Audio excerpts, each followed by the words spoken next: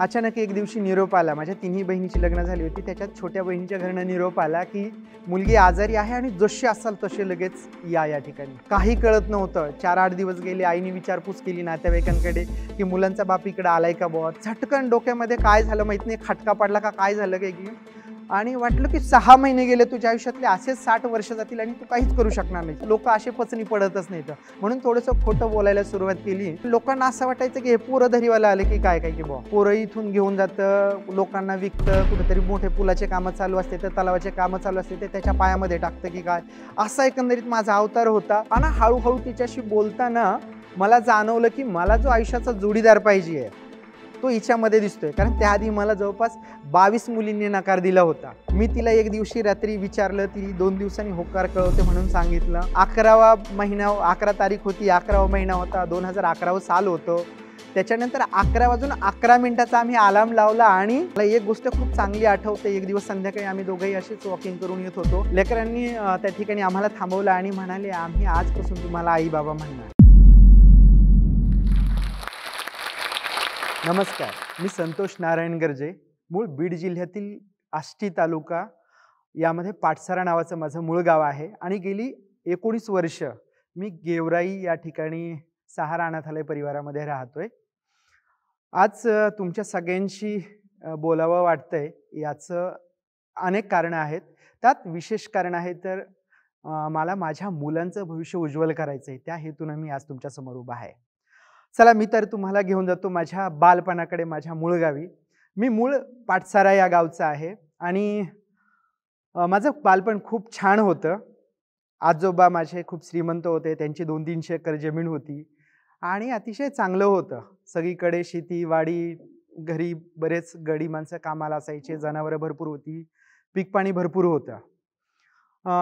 अशा ह्या सगळ्या वातावरणामध्ये माझा जन्म झाला. हळू मोठा होत गेलो आणि वयाच्या 4थ्या वर्षीच आजोबांनी कधी शाळेमध्ये टाकलं कळलंही नाही. गावामध्ये मंदिरात शाळा भरायची आणि त्या शाळेमध्ये गेलो. गुरुजीने कधी हाजरीपटावरती नाव ओढलं हे पण कळलं नाही. हळूहळू 1-2 वर्ष गेली आणि आमचं सगळ्यांचं दुर्दैव म्हणा, माझे आजोबा वारले आणि आजोबा वारले त्याच्यानंतर सगळं होत्याचं नव्हतं झालं. सगळं काही विस्कळीत होऊन गेलं. घराच्या वाटण्या झाल्या, सगळे वेगवेगळ्या ठिकाणी राहायला लागले. आम्ही आई-वडिलांना 6 भावंड होतो, 3 बहिणी, 3 भाऊ, आई-वडील असे 8 खाणारी तोंड. त्यामुळे आम्ही वेगळ्या ठिकाणी राहायला लागलो. अर्थातच आई-वडील शेतमजूर होते, ऊसतोड कामगार होते आणि यामधून सगळा त्यांचा स्वतःचा परिवार चालवायचा होता. एक अतिशय कठीण गोष्ट होती. पण आई-वडिलांनी त्यांच्या पद्धतीनं जमेल तसा प्रयत्न केला. शाळा तर नावालाच होती. म्हणजे आम्हाला पाटी होती तर पेन्सिल नव्हती, वही होती तर पेन नसायचा. कपडा नव्हता, दप्तर वगैरे तर आमच्या बापालाही माहीत नव्हतं. सगळं असं वातावरण होतं. त्याच्यात आम्ही कसं तरी रडत-कडत शिकलो. आई-वडील 6-6 महिने कारखान्यावरती जायचे आणि तिकडून आल्याच्या नंतर शेतीवाडीची कामं सगळी करायची. असं एकूण आमचं बालपण सगळं असं फरफटतच गेलं त्याच्यानंतर. आणि फार काही चांगलं नव्हतं. सगळं जे काही अनुभवत होतो. अशाही परिस्थितीमध्ये आई-वडिलांनी त्यांच्या मुलीची लग्न अतिशय चांगल्या ठिकाणी केली. कारण ते स्वतः ऊसतोड कामगार होते. ऊस तोडून किती कठीण परिस्थितीला सामोरं जावं लागतं, कसं जगावं लागतं, काय ते आयुष्य असतं.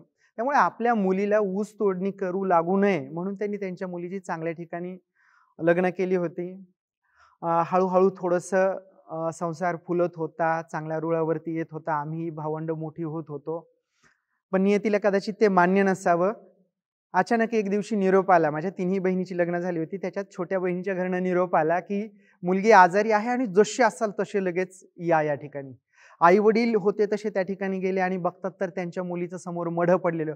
काय झालंय, कसं झालंय काही माहीत नव्हतं. पण त्यांच्या घरातलं एक पाखरू मात्र कायमचं उडून गेलं होतं. तशा परिस्थितीमध्ये आई-वडील घरी आले.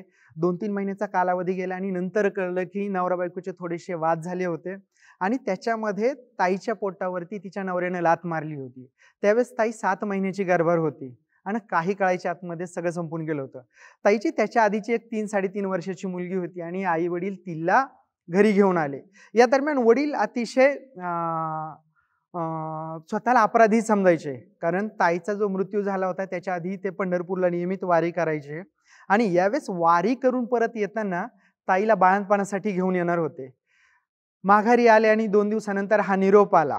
शेतीची कामं निघाल्यामुळे जमलं नाही आणि हा निरोप आला, गेले तर सगळं संपलेलं होतं आणि त्याच्यामध्ये स्वतःलाच ते अपराधी मानायला लागले. हे मी जर गेलो असतो, माझी मुलगी मला मिळाली असती, असं काही झालं नसतं. माझ्या मुलीच्या मृत्यूला मीच पूर्णपणे कारणीभूत आहे, असं सगळं वाटायला लागलं त्यांना. आणि त्या स्वतःच्या जीवाला खायचे, खूप त्रास करून घ्यायचे. एकटे रडायचे, पडायचे, आईशी बोलायचे. असं सगळं ते आम्ही अनुभवत होतो.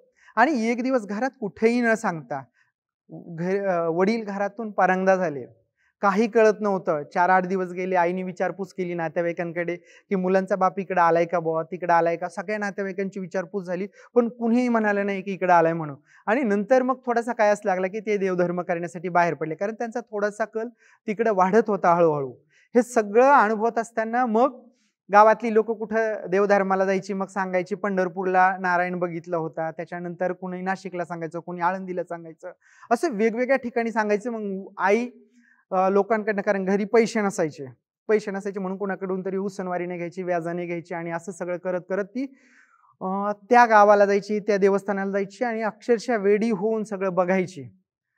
इथं मुलांचा बाप दिसतोय का? तिथं दिसतोय का? पण तिथं कुठेही वडील भेटले नाही तर काहीच नाही. ती निराश पावलाने परत माघारी यायची. आणि या दरम्यान आम्ही तिघं भावंड, कारण ताईंची तर लग्न झाली होती. आम्ही तिघं भावंड घरी असायचो आणि प्रचंड होरपळ व्हायची म्हणायची. ताईची मुलगी आली होती आणि या दरम्यान खूप सगळ्या गोष्टी जाणवल्या. म्हणजे ताईच्या मुलीची आई गेली म्हणून सगळं संपलं का? किंवा बाप मेला म्हणून मुलगा अनाथ होतं का? किंवा आम्ही जे अनुभवत होतो, कारण वडील घरातले कर्ता पुरुष गेला, त्याच्यानंतर कोणी जवळही उभा करायला तयार नव्हतं. म्हणजे आम्हाला कोणी ऊस तोडणीची उचल देत नव्हतं, कोणी किराणा सामान देत नव्हतं, बी भरण्यासाठी कोणी मदत करत नव्हतं, गाडी देत नव्हतं, बैल देत नव्हतं. अशा साध्या-साध्या गोष्टी होत्या. याच्यासाठी खूप सगळी अडवणूक व्हायची. आणि मग त्यावेळेस वाटलं आपल्या डोक्यावरचा जो हात निघाला ना, त्याच्यानंतर आपलं कुणीच नसतं. आपलं गेलं आणि जग बुडालं, अशी सगळी ती यावेळेस अनुभूती येत होती. आणि हे सगळं आम्ही अनुभवत होतो. ताईच्याही मुलीचा त्याच्यामध्ये काहीच दोष नव्हता, आमचाही काही दोष नव्हता. नियतीचं म्हणा किंवा वेगवेगळ्या याला आम्ही बळी पडलेलो होतो, ते सगळं अनुभवत होतो. आणि त्यावेळेस कुठून तरी मनामध्ये असं येऊन गेलं, की आम्ही जे आमच्या ताईच्या मुलीसाठी करत होतो, ती रडू नये, ती प्रेमात राहावी, लाडाकोडात वाढावी, तिला सगळं तिच्या म्हणण्याच्या अगोदर मिळावं. कारण आम्ही सगळी मामा, त्याच्यानंतर मावश्या, आजी, आजोबा असे सगळेच प्रयत्न करत होतो. आणि त्यावेळेस वाटलं ठीक आहे, आपण हिला चांगले नातेवाईक भेटलोत म्हणून हिचं आपण सगळं करू शकतोय. पण काही लेकरं खूप दुर्दैवी असतात. आई-वडिलांनंतर त्यांना अशी चांगली माणसं भेटतच नाहीत आणि त्यांच्या आयुष्यात सतत फरफटच येत राहते. म्हणून मग अशा मुलांसाठी आपण काम करायचं. वय वर्ष 19 होतं, काही कळत नव्हतं. फक्त मनामध्ये एक अस्वस्थता होती, की अशा लेकरांसाठी आपल्याला काम करायचं. ज्यांच्या डोक्यावरचं आईचं, बापाचं छत्र हरवलंय, अशा लेकरांसाठी आपल्याला काम करायचं. आणि कळत नव्हतं, म्हणजे फक्त एक अस्वस्थता होती. त्याच्यातून घराच्या बाहेर पडलो. काही दिवस औरंगाबादला काम केलं. तिथं अक्षरशः म्हणजे मी गटारी उपसण्याचं काम करत होतो. अतिशय भंगीपणाचं काम करत होतो. आणि त्याच्यातून मला एक 5-6 महिने काम केलं. असेच दिवस चालले होते. एक दिवस शांतपणे संध्याकाळी बसलो आणि झटकन डोक्यामध्ये काय झालं माहित नाही, खटका पडला का काय झालं काय की, आणि वाटलं की 6 महिने गेले तुझ्या आयुष्यातले, असेच 60 वर्ष जातील आणि तू काहीच करू शकणार नाहीस. मी तशी हातामध्ये पिशवी घेतली, जे काही सोबत 1-2 कपडे होते ते घेतले आणि तसंच गेवराई गाठलं. आणि त्या ठिकाणी आपल्याला ठरवलं की इथंच काम सुरू करायचं. त्याच्या पाठीमागे अर्थात खूप सगळी वेगवेगळी कारणं होती तिथं काम करण्याच्या पाठीमागे. कारण मी 12वी सायन्सचा विद्यार्थी होतो. गावाकडून बसने येणं-जाणं असायचं आणि मग मोकळा वेळ मिळायचा त्यावेळेस वाचनालयात जायचो आणि खूप सगळ्या नकारात्मक बातम्या त्यावेळेस वर्तमानपत्रात वाचायला मिळायच्या. आणि आपल्याला जे काम करायचंय ते अशाच ठिकाणी करावं की ज्या ठिकाणी गरज आहे म्हणून. त्यासाठी मी गेवराई तालुक्याची निवड केली आणि तिथं गेलो. त्याच्या पाठीमागे अनेकही कारणं होते. कारण मला तिथं ओळखणारं कुणी नव्हते आणि मी जे काम करणार होतो, अर्थात ते सगळं लोकसहभागामधून करावं लागणार होतं. मला दारोदारी फिरावं लागणार होतं, भीक मागावी लागणार होती. असं सगळं ते करावं लागणार होतं. आणि म्हणून मी ते गेवराई तालुक्याचं ठिकाण निवडलं. तिथं सुरुवातीला ज्यावेळेस गेलो ना, अक्षरशः कोणी विश्वास ठेवत नव्हतं. मी ज्यावेळेस सांगायचो, मला अशा अनाथ मुलांसाठी काम करायचंय, मला मदत पाहिजे, कुणीतरी मला पत्रे द्या, कुणीतरी मला बल्ल्यासाठी मदत करा, कुणीतरी मला दरवाजासाठी, खेळपट्टीसाठी मदत करा. लोकं अजिबात पुढे येत नव्हती. असे 7-8 दिवस गेले आणि म्हणलं हे लोकं असे पचनी पडतच नाहीत. म्हणून थोडंसं खोटं बोलायला सुरुवात केली आणि हे खोटं बोलणं थोडंसं लोकांच्या गळी उतरायला लागलं. आणि हळू-हळू करता-करता 2-3 पत्र्याच्या रूम उभ्या राहिल्या. आता पत्र्याच्या रूम उभ्या राहिल्या होत्या, त्याच्यासाठी लेकरं आणणं गरजेचं होतं म्हणून मी गाव, वस्ती, तांड्यावरती फिरत होतो आणि लोकांना सांगत होतो. तो मे महिन्याचे दिवस होते आणि त्या दरम्यान लोकांना असं वाटायचं, की हे पोरं धरीवाला आले की काय की बुवा. पोरं इथून घेऊन जातं, लोकांना विकतं, कुठेतरी मोठे पुलाचे कामं चालू असते, तर तलावाचे कामं चालू असते, ते त्याच्या पायामध्ये टाकतं की काय. असा एकंदरीत माझा अवतार होता. लोकं थोडेसे वेगळ्याच पद्धतीनं वागायचे, बोलायचे आणि अक्षरशः हाकलून दिल्यासारखंच असायचं. पण तशाही काळामध्ये माझ्या दुर्दैवानं म्हणा, त्या लेकरांच्या सुदैवानं म्हणा, मला एक-एक करत 7 लेकरं मिळाली. मी महिनाभराचा किराणा भरला होता आणि तो किराणा अगदी बघता-बघता संपून गेला. अक्षरशः म्हणजे मी पण कधी पोहे खाल्लेले नव्हते, त्या लेकरांनी पण खाल्लेले नव्हते. आम्ही एका एका वेळेस अक्षरशः कढईभर पोहे फस्त करायचो. इतकं सगळं होतं ते 2-3 दिवसात किराणा संपला. आता ही लेकरं जगवायची कशी? आपण तर लोकांना सांगून आणलंय, लोकांकडून उधारीवरती हा सगळा लवाजमा उभा केलाय. आता पुढं करायचं काय? असा सगळा प्रश्न निर्माण झाला आणि मग वाटलं जशी ही लेकरं मागवलीत आपण समाजाकडनं, तसंच आपण काय करूया, समाजाकडे जाऊया, त्यांच्याकडे मदत मागूया आणि सुरुवातीला मग तसं हळू लोकांकडे जायला सुरुवात केली. लोकं दारोदारी फिरायला सुरुवात केली. गावोगावी जायचो. जिथं ₹5-10 मिळतील त्यांना जायचं, त्यांना बोलायचं, सांगायचं, की मी असं-असं काम करतोय. कुणाला पटायचं, कुणाला नाही पटायचं. कुणीतरी 2, 5, ₹10 द्यायचं आणि पुढच्या दारावरती पाठवायचं. असं करत-करत दिवसभरात फार तर ₹200-250 जमा व्हायचे. आणि मग जिथं जागा दिसेल तिथं झोपायचं. मग ते बस स्टँड असेल, मंदिर असेल, शाळा असेल, जे मिळेल ते खायचं. असा माझा 2004 ते 2011 पर्यंत प्रवास चालू होता. आणि बऱ्याचदा वाटायचं, की हे आपण जे करतोय ते अतिशय चुकीचं करतोय. कारण मी त्या मुलांना ज्या परिस्थितीमध्ये घेऊन आलो होतो, मला काहीतरी त्यांना चांगलं भविष्य द्यायचं होतं, आयुष्य द्यायचं होतं. असा माझ्या मनामध्ये विचार होता, पण तसं काहीच होत नव्हतं. कारण मी त्यांना साधं खायला पण चांगलं देऊ शकत नव्हतो. मला आठवावं लागायचं, की मी यांना चांगलं खायला कधी घातलंय, एखादा गोड पदार्थ कधी खायला घातलाय. कारण मी अनुभवतो, की मला एक दिवस अक्षरशः आम्ही सगळेच उपाशी होतो. त्यावेळेस आमच्याकडे 50 पैशाची काड्याची पेटी नव्हती. म्हणजे माचीस नव्हतं म्हणून आम्हाला दिवसभर उपाशी राहावं लागलं. त्या माचीससाठी मला चोरी करावी लागली आणि ती चोरी केल्याच्या नंतर संध्याकाळी आम्ही सगळी लेकरं जेवलो होतो आणि मग वाटायचं, की हे होते त्याच ठिकाणी बरे होते. म्हणजे आगीतून निघले आणि फुफाट्यात पडले अशातली सगळी ती गत वाटत होती. म्हणून वाटायचं आणि खूप खचून जायचो. कारण दिवस कधी बदलतील, काय होईल, यांच्या आयुष्यात चांगलेपणा येईल, आपण यांना चांगले कपडे देऊ शकू, यांना वह्या, पुस्तकं ह्या साध्या-साध्या गोष्टी आहेत ना, ही म्हणजे स्वप्न वाटायचं, कधी मिळेल की नाही. अशा सगळ्या परिस्थितीतून जात होतो. नंतरच्या काळामध्ये हळू परिचय वाढत गेला. काही लोकं सोबतीला येत गेली आणि मग अशा सगळ्या लोकांच्या सोबतीनं त्या कामाला थोडासा आकार यायला लागला. मग आता या टप्प्यावरती विचार करायची गरज होती, की नेमकं कुठल्या प्रश्नांवरती काम करायला पाहिजे. त्यावेळेस ठरवलं, की मग पूर्णतः अनाथ असलेली मुलं, तुरुंगात शिक्षा भोगणाऱ्या कैद्यांची पाल्य असतील, आत्महत्याग्रस्त शेतकऱ्यांची मुलं असतील, लालबत्ती भागामध्ये काम करणाऱ्या महिला असतील, त्यांची मुलं, त्याचबरोबर ज्या पोस्को केसेस अंतर्गत येणाऱ्या सेक्स अब्यूज झालेल्या ज्या मुली आहेत, अशांसाठी, मुलांसाठी आपण काम करायचं आणि मग ते हळू काम वाढत गेलं. अर्थातच हे सोपं नव्हतं कारण शासनाचं अनुदान मिळत नव्हतं, काहीच नव्हतं. पण या लेकरांना चांगलं आयुष्य द्यायचंय. मग त्याच्यासाठी आपल्याला आणखीन खूप वेगवेगळ्या पद्धतीने काम करावं लागायचं. 2011 ची गोष्ट आहे. त्यावेळेस घरमालकानं मला अचानक घराच्या बाहेर काढलं. काहीही कारण सांगितलं नाही. काहीच कारण सांगितलं नाही. त्यानं घराच्या बाहेर काढलं. त्या दिवशी कधी नव्हे तो संध्याकाळी पाऊस आला आणि त्या पावसाच्या ह्याच्यामध्ये लेकरं भिजत होती. आम्ही वेगळ्या ठिकाणी आश्रय मागत होतो, पण त्यावेळेस कुणीच मदतीला येत नव्हतं. अक्षरशः एका मंदिरामध्ये त्यावेळेस आम्ही रात्र काढली आणि नंतर 8-10 दिवसात वेगवेगळ्या ठिकाणी फिरून एक घर मिळालं. पण ही गोष्ट माझ्या मित्रांना माहिती झाली आणि मित्रांनी गेवराई जवळच एक साधारण 3 किलोमीटर अंतरावरती 3 एकर जागा घेऊन दिली आणि त्या ठिकाणी मग वेगवेगळ्या क्षेत्रातील लोकांनी, दानशूर दात्यांनी आम्हाला सहयोग करून तिथं थोडंसं राहण्यासाठीची इमारत वगैरे उभा करून दिली. या काळात माझ्याकडे कामासाठी माणसं थांबायची नाही. कारण माझ्याकडे पैसे द्यायला नसायचे, काहीच नसायचं. मग या लोकांना द्यायचं काय? यांच्याकडून काम कसं करून घ्यायचं? त्यामुळं स्वयंपाकापासून तर दुखणी-खुपणी असं सगळ्याच गोष्टी बघाव्या लागायच्या. पण या काळामध्ये माझ्याकडे काय झालं, एक मूल आलं. आणि त्याचं जरा थोडंसं कोर्ट मॅटर चालू होतं. काय करावं, कसं करावं मला प्रश्न पडत होता. त्याआधी मी एका यवतमाळला एक सामाजिक कॅम्पमध्ये गेलो होतो बोलण्यासाठी आणि तिथं एका लॉ स्टुडंटची माझी ओळख झाली होती. आणि मी तिला विचारत होतो, की या मुलाला आपल्याकडे घ्यायचं असेल तर कायदेशीर प्रोसेस काय करावी लागेल, कसं करावं लागेल? आणि हळू तिच्याशी बोलताना मला जाणवलं, की मला जो आयुष्याचा जोडीदार पाहिजे तो हिच्यामध्ये दिसतोय. कारण त्याआधी मला जवळपास 22 मुलींनी नकार दिला होता. नात्या-गोत्यातल्या, त्याच्यानंतर जे काही थोडेफार लोकं घेऊन यायचे. कारण इतका गैरसमज पसरला होता नात्यांमध्ये, की ते नारायणचं पोरगं एकदम वायाला गेले, ते कामातच नाही राहिले, कुणाचे लेकरं आणतंय, सांभाळतंय, इकडं भीक मागतंय, तिकडं भीक मागतंय, अमुक करतंय, तमुक करतंय. मला अक्षरशः पीठमाग्या म्हणून एक नवी उपाधी मिळाली होती. असं ते सगळं गोळा करून असायचं. त्याच्यामुळं नात्यातली कुठली सोयरीक येत नव्हती. त्या सगळ्या मुलींनी नकार दिला होता आणि मला हिच्यामध्ये वाटलं, की माझ्या आयुष्याचं सोबती आहे म्हणून. मी तिला एक दिवशी रात्री विचारलं, ती 2 दिवसांनी होकार कळवते म्हणून सांगितलं आणि 2 दिवसानंतर तिनं होकार दिला. म्हणलं हिनं होकार दिलाय, पण लग्न थोडीच करणार आहे.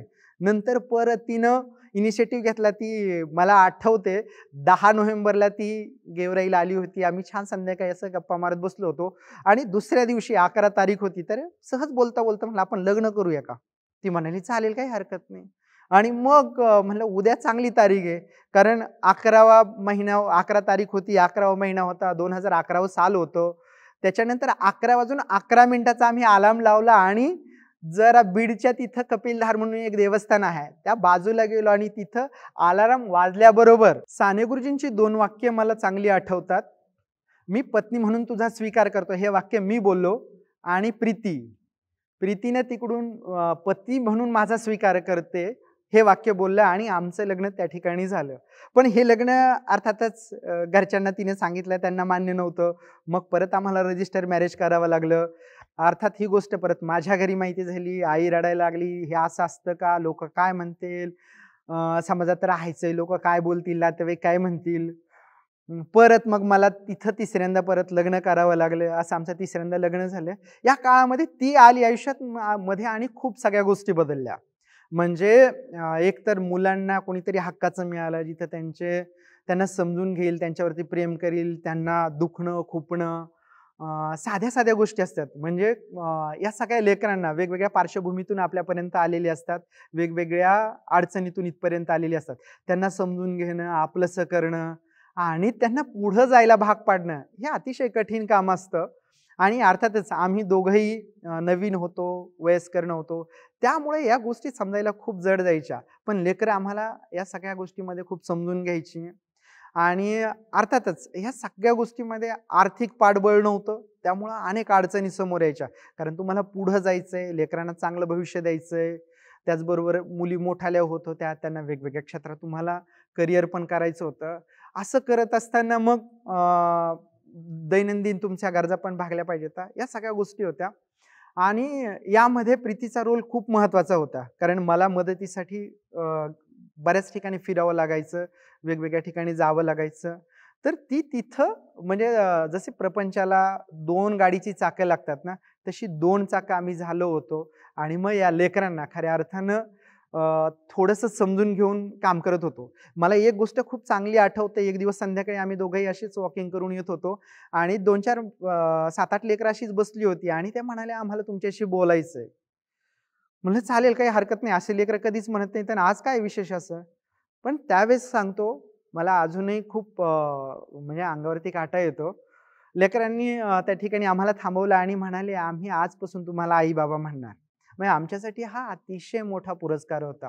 त्यांनी कुठेतरी आम्हाला स्वीकारलं होतं, आपलंसं केलं होतं आणि आम्हाला त्यांच्या आयुष्यामध्ये जागा दिली होती. आम्ही त्यांच्यासाठी काहीच करत नव्हतो. कारण जो समाज देत होता तेच आम्ही त्यांच्यापर्यंत चांगलं पोहोचवत होतो. त्यांच्यावरती माया, प्रेम जमेल तेवढं करत होतो. पण तिथेही खूप सगळ्या गोष्टीत कमी पडत होतो. ह्या सगळ्या लेकरांनी आम्हाला स्वीकारलं आणि हळू आम्हालाही हुरूप यायला लागला. नंतरच्या काळामध्ये मग आमच्या 2-3 मुलींची लग्न झाली, 2-3 मुलांची लग्न झाली. आता त्यांना मुलं आहेत. 7-8 मुलं वेगवेगळ्या ठिकाणी नोकरी करतायत. आज म्हणजे एका मुलापासून सुरू झालेला आमचा बालग्राम परिवार 154 लेकरांपर्यंत जाऊन पोहोचलाय. यामध्ये अर्थातच खूप सगळ्या वेगवेगळ्या लोकांचं योगदान मिळाले. अतिशय चांगली लोकं मला वेगवेगळ्या वळणावरती भेटली. त्याच्यामध्ये मित्रपरिवार आहे, दाते आहेत, शुभचिंतक आहेत, सामाजिक कार्यामधली अतिशय मोठी आणि नामवंत लोकं, वेगवेगळी माणसं भेटली आणि त्याच्यामुळे आयुष्य बदलत गेलं. मला सांगायला खूप आनंद वाटतो की आम्ही प्रत्येक संध्याकाळी जोश टॉकचा व्हिडिओ प्रत्येक दिवशी संध्याकाळी मुलांना दाखवतो आणि त्यांना प्रेरित करण्यासाठी आम्ही प्रयत्न करतो. अर्थातच यामध्ये अनेक सगळ्या लोकांचे योगदान मिळत आहे.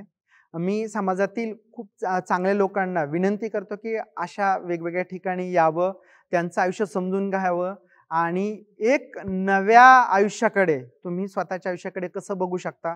मला वाटतं त्यासाठी अशा वेगवेगळ्या संस्थांना, आश्रमांना, वृद्धाश्रमांना भेटी द्यायला पाहिजेत. कारण आपण नेहमीच अशा आश्रमांना किंवा संस्थांना उपेक्षित म्हणून बघतो. पण अशा ठिकाणांना आपण प्रेरणा स्रोत म्हणून जर बघायला लागलो तर मला वाटतं आमची आणि अशा अनेक संस्थांची कामं सोपी होतील. अशा सगळ्या संस्थांना भेट देण्यासाठी मी तुम्हाला निमंत्रित करतो आणि मला या ठिकाणी जोश टॉकनं बोलण्याची संधी दिली त्याबद्दल त्यांच्या सर्व टीमचे मनापासून आभार व्यक्त करतो. मनपूर्वक धन्यवाद. तुम्ही जर या व्हिडिओच्या एंडपर्यंत पोहोचले आहात तर आय एम शुअर की माझ्यासारखे तुम्ही सुद्धा नक्कीच इन्स्पायर झाले असणार. कारण मित्रांनो, आपल्या सर्वांचेच मोठे स्वप्न असतात जे आपल्याला पूर्ण करायचे असतात. पण आपल्यामधील खूप कमी लोक असतात जे खरंच ही स्वप्न पूर्ण करू शकतात. आणि तुम्ही कधी नोटीस केलं आहे का, ह्यांच्यामध्ये एक कॉमन पॉइंट कोणता असतो? तो असतो चांगलं कम्युनिकेशन आणि इंग्लिशचे skills. And the good news is की आपण सुद्धा या स्किलला डेव्हलप करू शकतो जोश स्किल्स ॲप सोबत. इथे आपण daily vocabulary, grammar, reading, writing practice सोबतच आपल्यासारख्याच लाखो स्टुडंट्स सोबत संभाषण करून आपल्या इंग्लिशला इम्प्रूव्ह करू शकतो, अजून फ्लुएंट करू शकतो. तर आजच यशासाठी एक पाऊल पुढे घेऊया आणि भारताच्या number 1 spoken English learning app जोश स्किल्स सोबत आपली इंग्लिशची जर्नी सुरू करूया. हा व्हिडिओ आपल्याला कसा वाटला हे आम्हाला कमेंट सेक्शनमध्ये कळवा आणि आपल्या मित्रांसोबत शेअर करायला विसरू नका.